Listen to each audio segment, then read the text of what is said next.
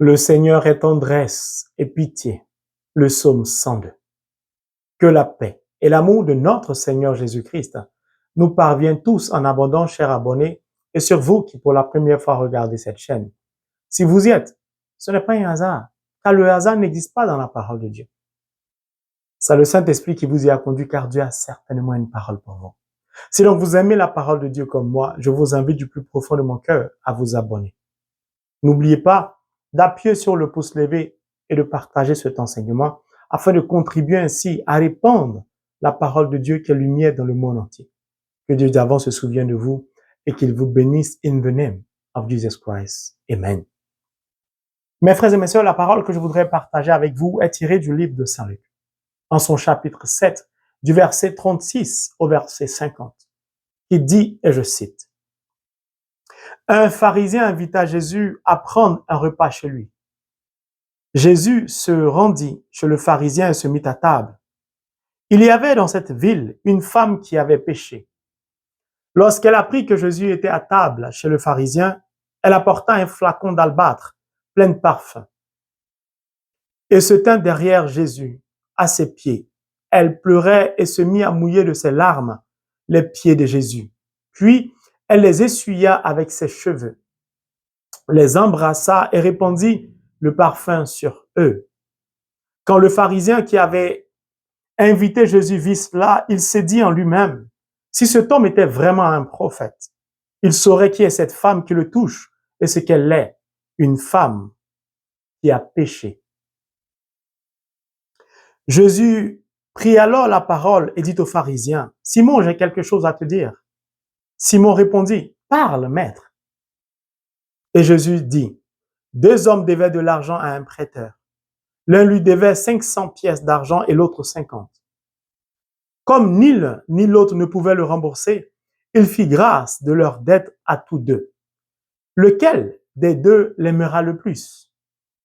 Simon lui répondit, je pense que c'est celui auquel il a fait grâce de la plus grosse somme. Jésus lui dit, tu as raison. Puis il se tourna vers la femme et dit à Simon, tu vois cette femme? Je suis entré chez toi et tu ne m'as pas donné d'eau pour mes pieds.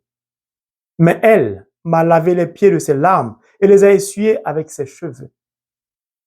Tu ne m'as pas reçu en m'embrassant. Mais elle n'a pas cessé de m'embrasser les pieds depuis que je suis entré.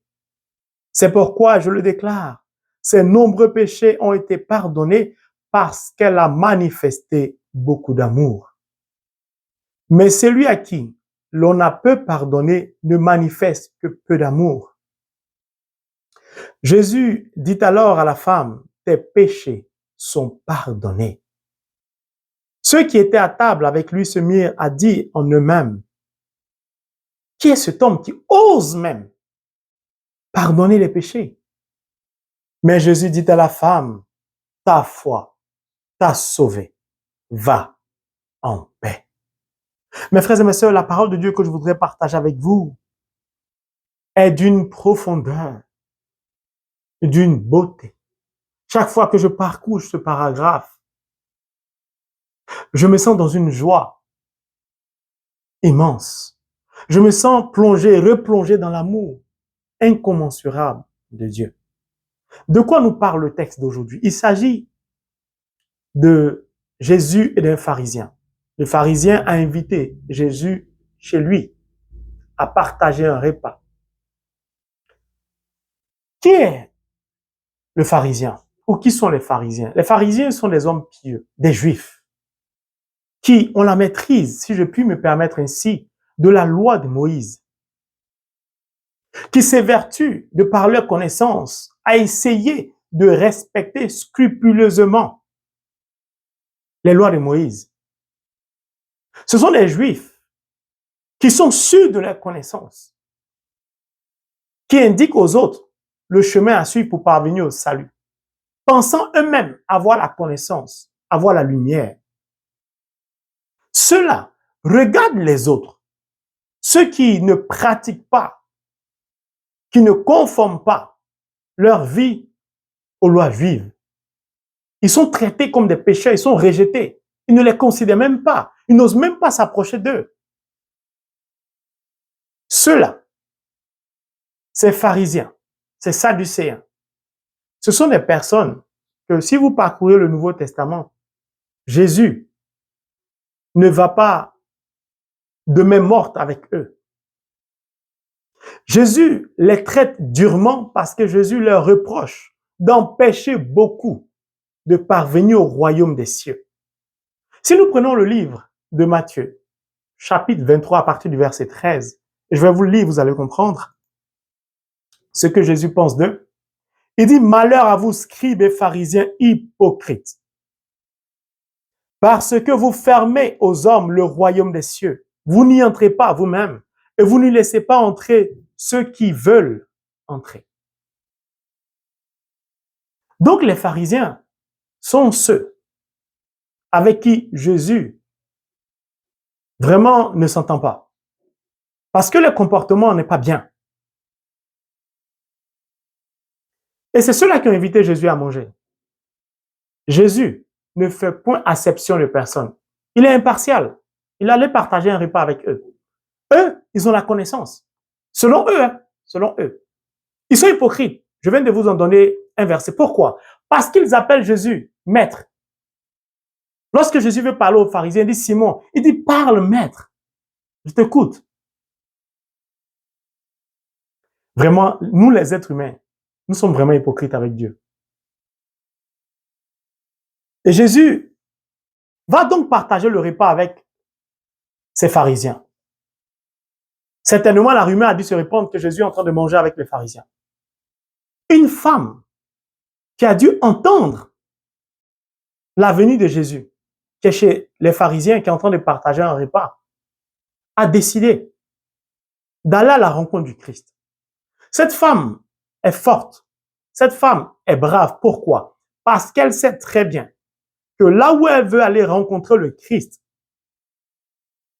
chez les pharisiens, ils risquent de la rejeter, de l'insulter, de la mépriser, de la traiter de n'importe quelle manière, pourvu que cette femme ne s'approche pas d'eux. Elle en a conscience. Mais elle ose le pari. Elle décide d'y aller quand même. Elle n'a pas peur, elle est déterminée. Elle sait ce qu'elle veut. Elle veut rencontrer le Christ. Certainement, elle a dû entendre parler de Jésus. Elle a dû entendre parler du Christ. Elle sait que c'est le Messie. Comme le dit Saint Pierre ou Simon Pierre, c'est le Christ, le Fils du Dieu vivant. Elle sait que celui-là est rempli d'amour. Elle sait que celui-là, en lui, il n'y a point l'ombre du mal. Elle a entendu parler de lui. Il accomplit des miracles. Il fait beaucoup de choses. Elle veut aller à sa rencontre. Pourquoi? Parce qu'elle sait qu'elle a des problèmes. Elle sait que la seule personne qui peut régler ses problèmes, c'est Jésus. Alors cette femme va décider d'aller chez le pharisien. C'est une pécheresse. Vous savez ce qui me marque? Cette pécheresse nous indique un chemin à emprunter. Elle nous indique le chemin de la repentance, le vrai chemin de la repentance. Mais elle nous indique ce chemin en nous donnant des instructions sur comment, dans quel état, avec quel comportement devons-nous emprunter le chemin de la vraie pénitence. Mais cette femme qui nous indique ce chemin est une pécheresse, est une femme qui est dans l'obscurité, c'est-à-dire qui n'a pas la connaissance. Contrairement aux pharisiens qui sont, permettez-moi l'expression, qui se prennent pour des docteurs de la loi, qui maîtrisent la loi, qui savent ce qui est bon, ce qui n'est pas bon. Cet enseignement rejoint un peu où est la continuité de l'enseignement précédent. Sur personne n'a le droit de juger quelqu'un en dehors de Jésus-Christ. Mais eux, ces pharisiens et bien d'autres sont des hypocrites. Ils appellent Jésus maître, mais entre eux-mêmes, en eux-mêmes, ils murmurent contre Jésus. S'il est vraiment un prophète, pourquoi il ne sait pas qui est cette femme? Beaucoup de personnes accueillent des serviteurs de Dieu. Comme le serviteur de Dieu n'a pas donné de révélation, est-ce que lui-là, il est vraiment un serviteur de Dieu? Beaucoup de personnes accueillent des serviteurs de Dieu en présence d'un marabout, d'un sorcier. Et puis ils disent, ah, mais comment il ne sait pas que c'est un sorcier? Lui là, c'est un marabout, il n'a même pas su que c'était un marabout. Aucun homme ne peut connaître qui est son semblable si ce n'est l'Esprit de Dieu qui nous le révèle. Moi-même, qui vous prêche la parole, ce n'est pas le verset que j'avais prévu de prêcher aujourd'hui. C'est Dieu qui vient de changer mon verset. Il dit, il faut prêcher là-dessus. On sort du carême, les gens ont besoin. Ils ont vraiment besoin d'avoir la connaissance de la parole parce que je veux les bénir après le carême. Donc moi, je ne peux avoir des connaissances sur mon prochain si ce n'est pas l'Esprit Saint. Mais lui-même, il est le Christ, le Fils du Dieu vivant. Il sait tout et il connaît tout. Mais regardez comment les pharisiens murmurent en eux-mêmes, le jugent en eux-mêmes. Est-ce que lui, il est vraiment un prophète? C'est qui celui-là même? Pourtant, il appelle maître. Comment sommes-nous hypocrites à l'égard de Dieu? Et donc, cette femme qui nous indique le chemin de la repentance va décider elle-même de l'emprunter. Elle nous l'indique, elle nous le montre, elle nous donne des instructions, puis elle-même en est la première à en faire la démonstration. La Bible dit, elle a appris que Jésus était à table chez le pharisien, elle apporta un flacon d'albâtre de parfum. Donc, elle rassemble un certain nombre d'éléments.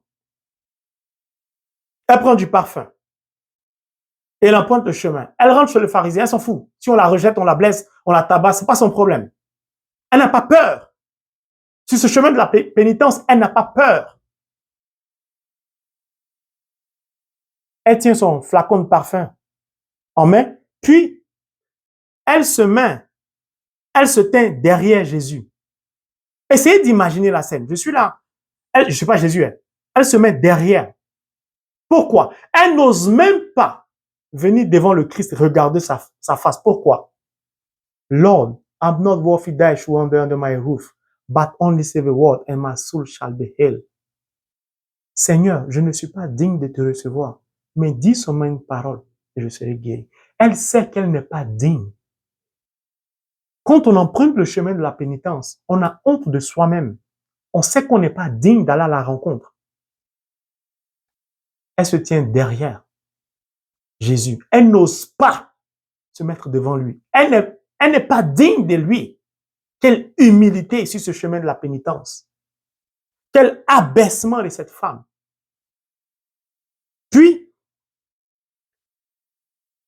à ses pieds, elle est derrière lui. Elle s'abaisse jusqu'au niveau de ses pieds. Ça ne vous rappelle rien? Cette femme commence le processus du lavement des pieds que Jésus va faire plus tard le jeudi saint. C'est une pécheresse. Seigneur, que ton nom soit béni pour l'Esprit Saint qui m'éclaire moi-même. Au nom de Jésus. À ses pieds, elle s'humilie, elle s'abaisse, elle est par terre. Parce qu'elle sait qu'elle n'est pas propre.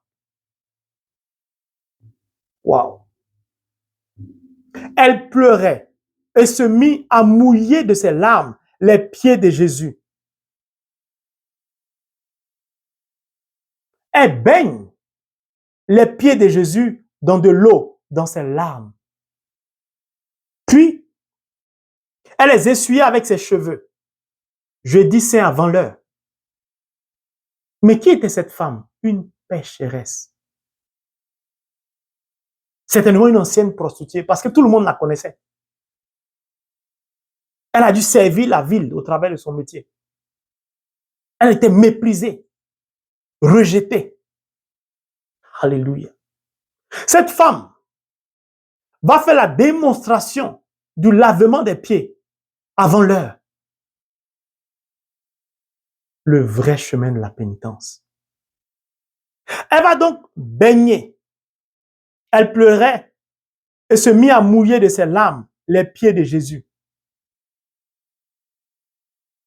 En pleurant, en mouillant les pieds de Jésus, en plongeant les pieds de Jésus dans l'eau de ses larmes, elle invite le Seigneur au centre de sa misère, de sa pauvreté, de ses péchés. Elle sait que celui qui se trouve au-devant d'elle est celui dont la miséricorde est infinie, dont l'amour est inégalable. Si lui, il accepte d'être au centre de sa vie, malgré le pouvoir qui lui a été donné par Dieu de la juger, elle sait que lui, il ne va pas la juger. Parce qu'en lui, il n'y a pas l'ombre du mal. C'est une pécheresse qui a autant de connaissances sur le Christ. Ça ne vous rappelle rien? Le diable a dit au fils de Séva, Jésus, je le connais. Et je sais qui est Paul. Elle connaît qui est Jésus. Elle plonge Jésus ainsi, elle emmène Jésus ainsi au centre de sa vie, de sa souffrance, de ses péchés, de sa misère, de son humiliation. Elle invite Jésus à entrer dans sa vie, à entrer dans sa souffrance et en être le témoin parce qu'elle sait que lui seul peut la sauver. Elle a besoin de l'eau, c'est-à-dire du baptême. Ces larmes qui coulent sont de l'eau. L'eau qui représente le baptême, qui va la sauver elle-même. Les larmes, souvenez-vous de mon enseignement précédent. Jésus a offert à Dieu prière et supplication avec grand cri et larmes. Les larmes symbolisent la détresse dans laquelle cette femme se trouve. Les larmes symbolisent la souffrance dans laquelle elle se trouve.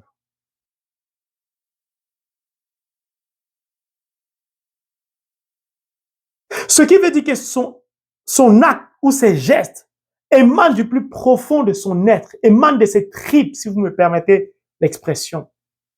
Elle est sincère.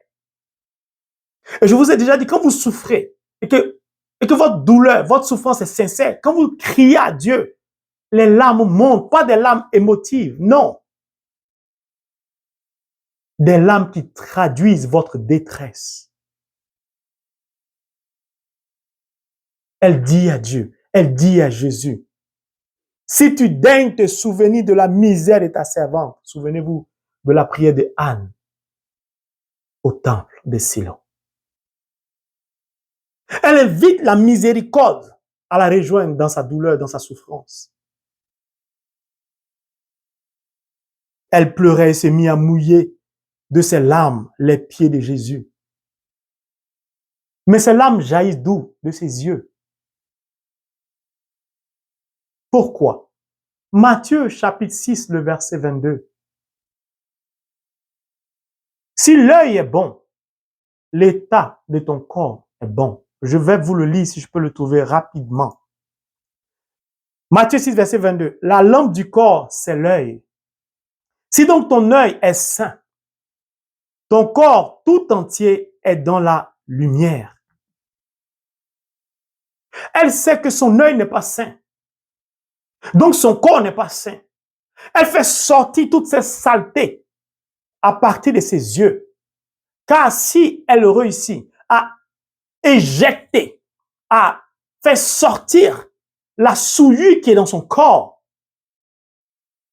par ses yeux, alors dorénavant, ses yeux seront purifiés. Son corps sera purifié. C'est pourquoi les larmes ne sortent que par les yeux. Alléluia.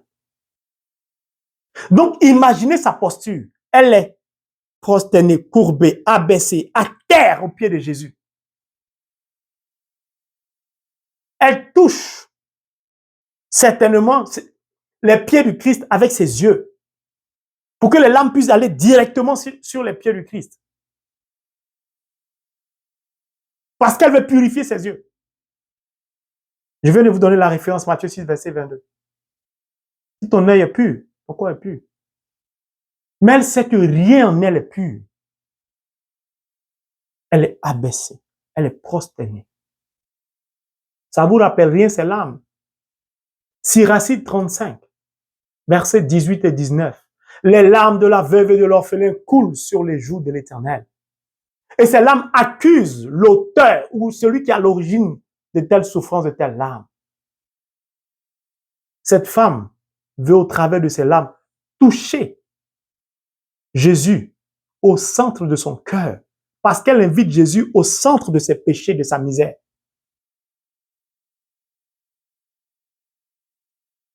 Les larmes de la veuve et de l'orphelin, les larmes de la pauvre, de la misérable coulent toujours sur les joues de Dieu. Cette femme nous indique un chemin de la miséricorde, un chemin de la pénitence vrai.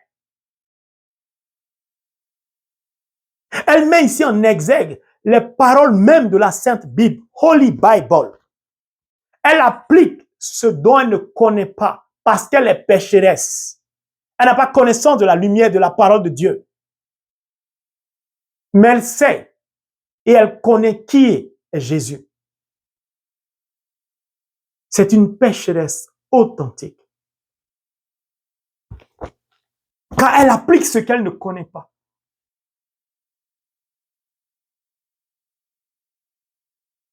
Elle indique ainsi au chemin. Elle indique du moins ainsi le chemin à ceux qui sont pharisiens, docteurs de la loi, qui se prennent pour des savants, qui pensent qu'ils voient alors qu'ils sont aveugles. Moi, je la qualifie, cette dame, comme le meilleur professeur de théologie sur le chapitre La vraie pénitence. Cette femme pécheresse. C'est un vrai professeur d'université ou de théologie dont le chapitre est le chemin de la vraie pénitence. Puis, elle essuya avec ses cheveux les pieds de Jésus, les embrassa et répandit le parfum sur eux. Il y a beaucoup d'apparitions du Christ. On dit les larmes de sang.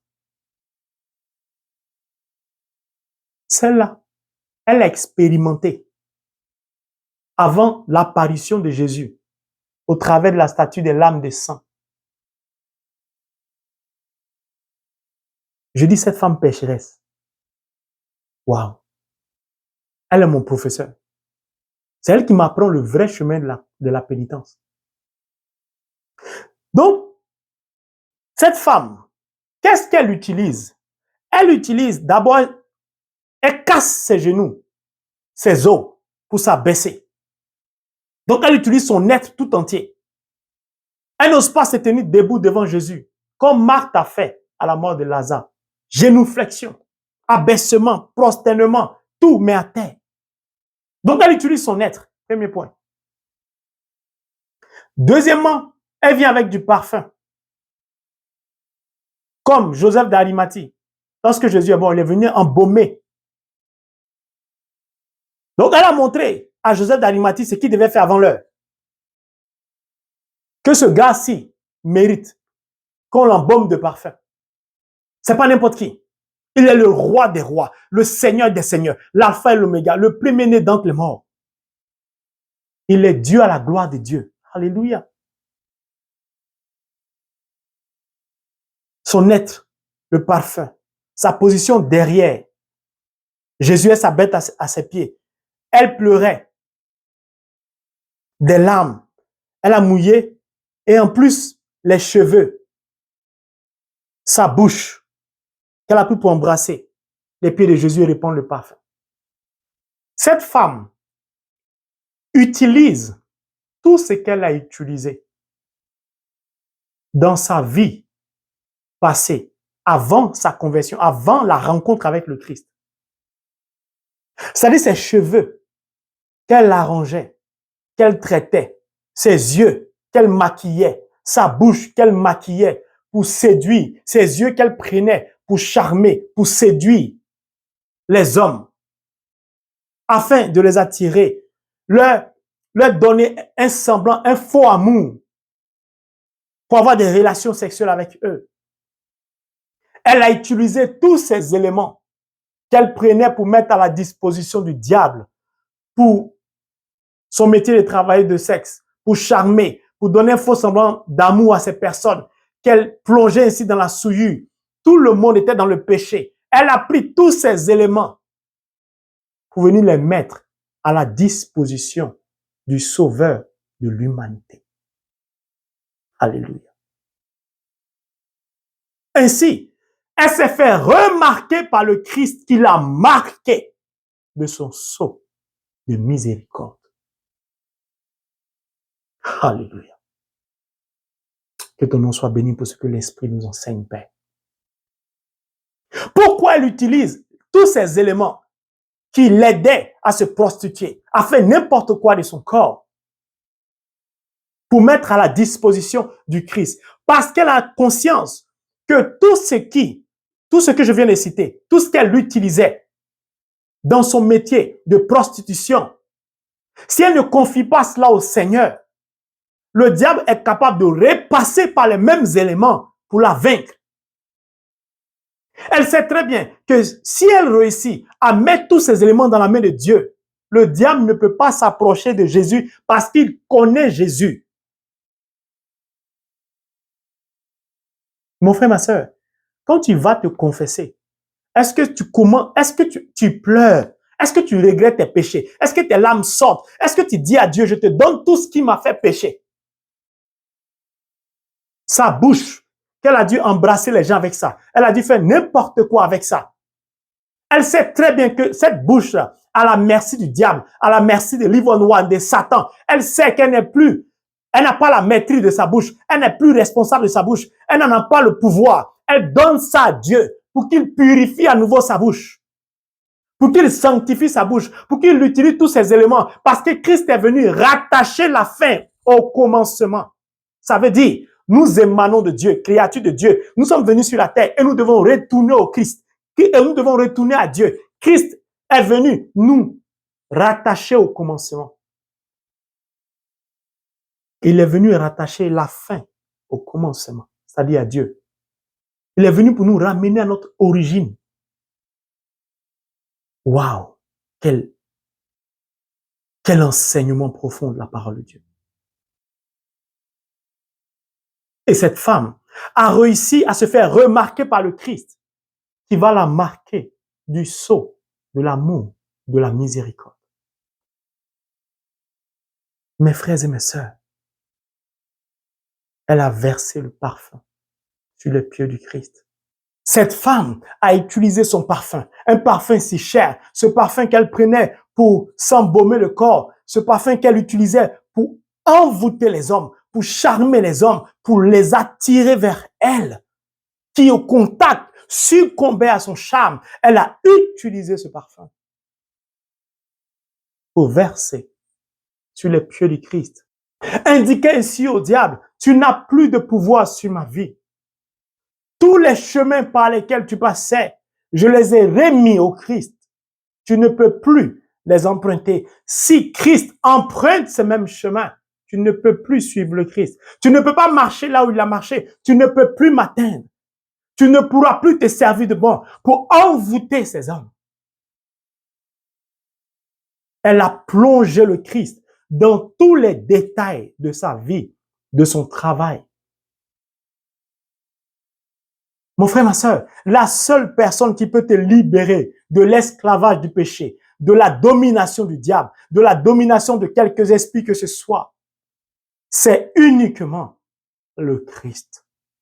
Pour cela, il faut que tu acceptes d'aller à sa rencontre. Au travers de cette rencontre, tu dois emprunter le chemin pour parvenir à lui de la pénitence, de la confession, mais de la vraie pénitence. Car ce n'est que au cœur de la vraie pénitence qu'on peut expérimenter la douce grâce du cœur miséricordieux du Christ, de Dieu le Père. Lorsqu'elle lave les pieds du Christ avec ses cheveux, elle dit, tu ne mérites pas une telle saleté de ma part. Tu ne mérites pas d'être souillé. C'est pourquoi je te nettoie les pieds. Je n'en ai pas la capacité. Mais je t'indique la soif que j'ai, que toi tu me laves. Je pourrais passer des heures, mes frères et mes sœurs, à décortiquer ce paragraphe de la Bible, car il est rempli de mystères. Vous ne pouvez pas l'imaginer. La vie spirituelle ce n'est pas une course, c'est une marche. Elle a marché, elle a pris le temps de poser ses actions. Et chacune de ses actions, chacun de ses gestes avait un sens, avait une signification, une orientation, une direction.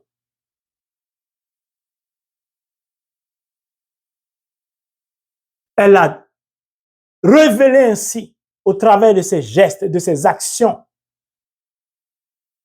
sa vie passée au Christ. C'est comme si elle a déroulé le rouleau de sa vie devant le Christ. Mon frère, ma sœur, le Seigneur t'invite à venir déposer entre ses mains, à ses pieds, au pied de la croix, tout ce que tu utilises. Si c'est ta bouche que tu prends pour mentir, il te dit, viens lui donner ça. Laisse-le purifier ta bouche. Viens à lui. Emprunte le chemin de la repentance vraie. Si c'est ta voiture que tu utilises après ton travail pour aller te pavaner, pour attirer par le diable, pour aller charmer d'autres filles, si c'est ton téléphone portable qui t'induit en erreur sur tous les réseaux sociaux, le Seigneur t'invite à venir à lui afin qu'il puisse purifier ton chemin. Elle a osé le pari. Elle a eu gain de cause. Et toi, le Seigneur te dit, qu'attends-tu pour venir à moi? Ne te laisse pas abattre parce que les gens, parce que les autres disent sur toi. Viens à moi tel que tu es. Je suis le Christ, le Fils du Dieu vivant. À moi, tout pouvoir m'a été donné pour juger le monde. Est-ce que nous sommes capables d'emprunter le chemin de la pénitence pareil? Est-ce que nous sommes capables d'imiter ce chemin de la pénitence que nous indique une femme pécheresse?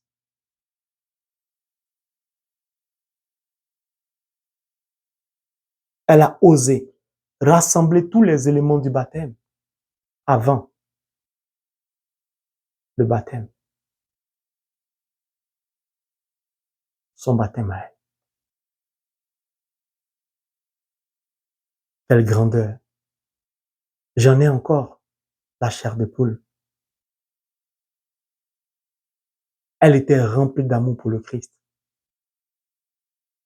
C'est pourquoi Jésus va lui dire, celui à qui on a remis beaucoup de péchés aime beaucoup. Mes frères et mes sœurs, je ne sais pas si vous réalisez la grandeur et la puissance, la profondeur de ce paragraphe de la parole de Dieu.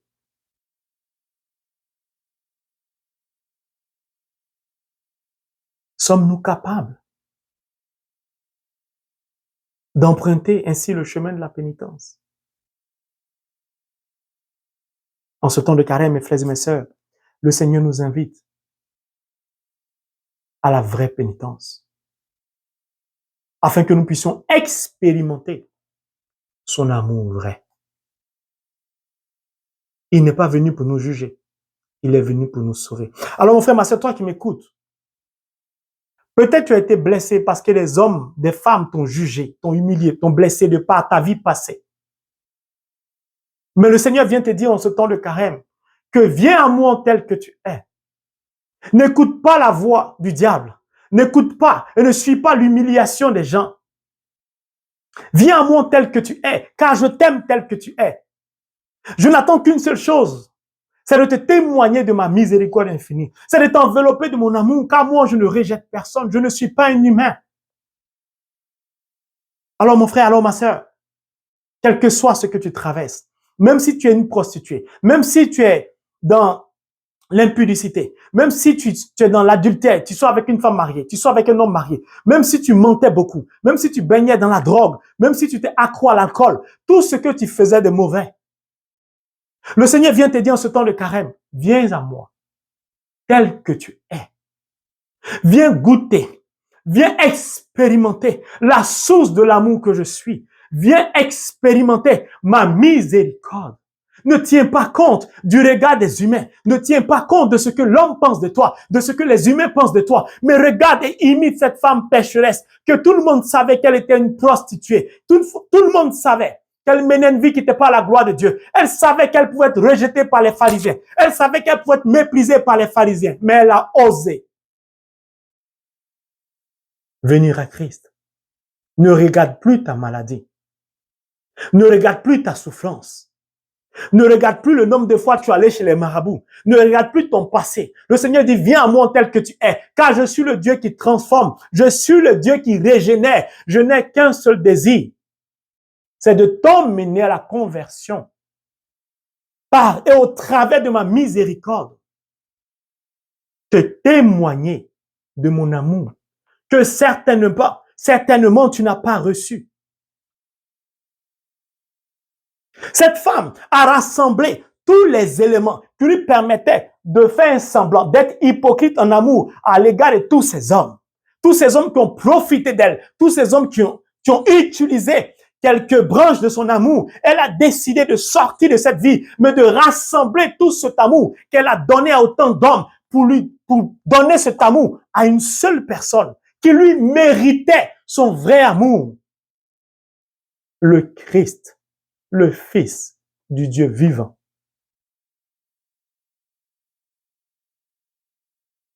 Dieu a vu en elle la grandeur de son amour pour le Christ. Et Dieu lui-même l'a conduit vers le Christ. Car cette femme avait soif de l'amour de Jésus. Sa soif l'emmenait à pleurer, à verser des larmes. Cette soif traduisait la sécheresse de sa vie intérieure. Ces larmes traduisaient la sécheresse de son état, de sa souffrance. Sa soif de sortir de toutes ces chaînes, de sortir de toute cette souillure, de sortir du péché. Elle savait qu'une seule personne était capable de l'en délivrer, de la sortir de toutes ces chaînes. Parce que certainement, elle a dû essayer depuis longtemps, mais le diable la maintenait prisonnière. Et Jésus-Christ va passer au travers de ses larmes, en plongeant ses pieds au cœur de sa souillure pour lui redonner vie, pour donner vie à son âme et la combler d'amour qu'elle n'aurait jamais pu avoir.